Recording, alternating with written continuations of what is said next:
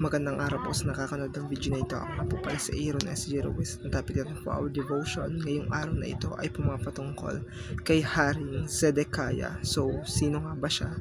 At paano siya namuhay sa harapan ng Panginoon? So, si Haring Zedekiah ay siya talaga yung pinakahuling hari ng Judah bago sila sakupin ng Babylonian Empire. At mababasa natin ang ating devotion sa 2 Kings chapter 25 verse 1 hanggang sa mga sumusunod na talata. Ang sabi dito, sa ikasyam na taon ng kanyang pagkahari, sa ikasampung araw ng ikasampung buwan, si Nebuchadnezzar na hari ng Babylonia ay dumating kasama ang lahat ng hukbo laban sa Jerusalem. Kinubkob ito at nagtayo sila ng mga kutang pagkubkob sa palibot nito. Kaya't nakubkob ang lungsod hanggang sa ika-11 taon ni Haring Zedekiah. Nang ikasyam na araw ng ika-4 na buwan, ang tagutom ay napakatindi sa lungsod. Ano pat walang pagkain para sa mamamayan ng lupain na magkagayoy gumawa ng isang butas sa lungsod. Ang hari kasama ang lahat ng lalaking mandirigma ay tumakas sa gabi sa daan ng pintuan ng bayan sa pagitan ng dalawang pader na nasa tabi ng halamanan ng hari, bagaman ang mga Kaldeyo ay nasa palibot ng lungsod at sila ay humayo sa daang patungo sa Araba. So itong si Haring Zedekiah ay ma-consider natin na pangalawa siya sa itinalaga. Pangalawa siya na naghahari bukod dun kay Haring Nebuchadnezzar. At si Haring Nebuchadnezzar,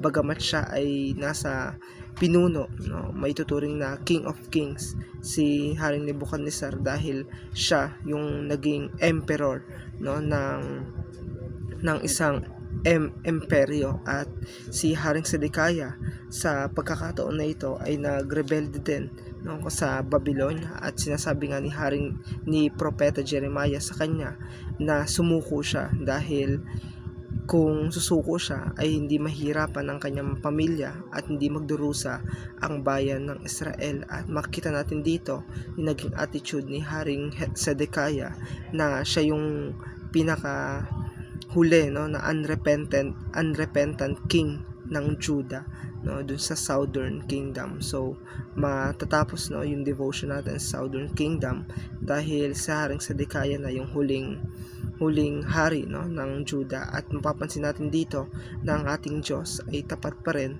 at hindi binibigyan agad ng judgment yung bayan ng Israel, yung Judah, dahil nagbibigay pa siya ng mga warning at nagbibigay pa siya ng iba't ibang kapamaraanan upang abutin si Haring Zedekiah sa kanyang katayuan. So kahit dun sa mga nakarang hari ay mapapansin natin na ang Diyos, bagamat siya ay just, ay binibigyan pa rin niya ng pagkakataon yung mga hari na magrepent. At katulad nga rin ni Haring Jehoiakim na bagamat andun yung warning ng Panginoon ay kinugupit-gupit niya lang yung mensahe ng Diyos para sa kanya.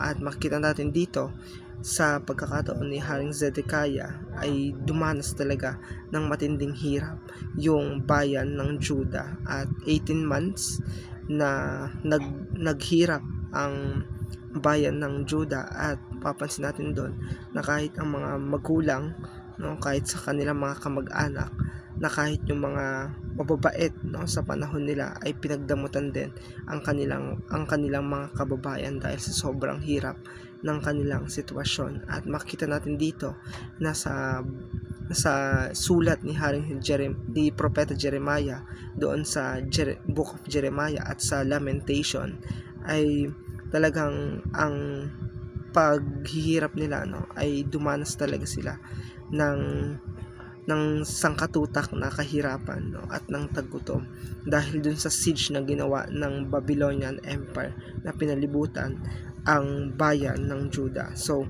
dito ay ating makita at ating mapapansin na ang ating Diyos ay nagbibigay sa atin ng pasensya sa lahat ng pagkakataon, pero ang kailangan natin ay makinig sa kanyang salita at sumunod sa kanyang mga sinasabi. So ito lamang po ang ating devotion. Maraming pong salamat.